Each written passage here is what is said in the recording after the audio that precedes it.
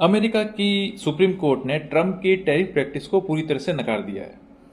आइए पता करते हैं ऐसे 10 कारण जिनके आधार पर सुप्रीम कोर्ट ने अपना ये डिसीजन लिया।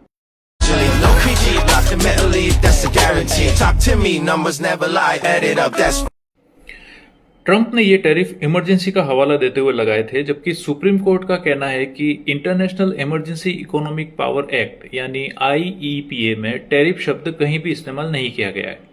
सुप्रीम कोर्ट ने दूसरे कारण में बताया कि इससे पहले इतिहास में किसी भी अमेरिकन प्रेसिडेंट ने टैरिफ का यूज कभी नहीं किया है।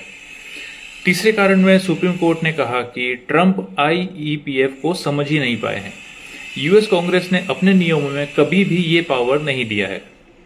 चौथा कारण ये था कि कांग्रेस ने कभी भी प्रेसिडेंट को ये अधिकार नहीं दिए कि वो किसी भी देश पर असीमित समय या असीमित मात्रा तक कोई भी टैरिफ लगा सकते हैं। मेजोरिटी में 3 जस्टिस ने तो ये भी कह दिया कि इकोनॉमिक और पॉलिटिकल पावर को यूएस कांग्रेस द्वारा ही अधिकृत किया जाना चाहिए। सभी 6 जस्टिस का मानना है कि आईईपीएफ टैरिफ के मामले में चुप है और टैरिफ को आईईपीए में कभी भी शामिल नहीं माना गया है। चीफ जस्टिस जॉन रॉबर्ट्स ने कहा कि आईईपीए में टैरिफ का पावर प्रेसिडेंट को नहीं दिया गया है। कुछ जस्टिस का मानना है कि इमरजेंसी में कोटा और प्रतिबंध जैसी चीजें जरूर शामिल हैं, लेकिन टैरिफ इसमें शामिल नहीं था। टैरिफ के कारण बहुत ही चीजों पर इसका असर देखा गया और बहुत सी चीजें महंगी भी हो गई थी। इस फैसले से इंपोर्टर्स को $100 बिलियन वापस मिल सकते हैं।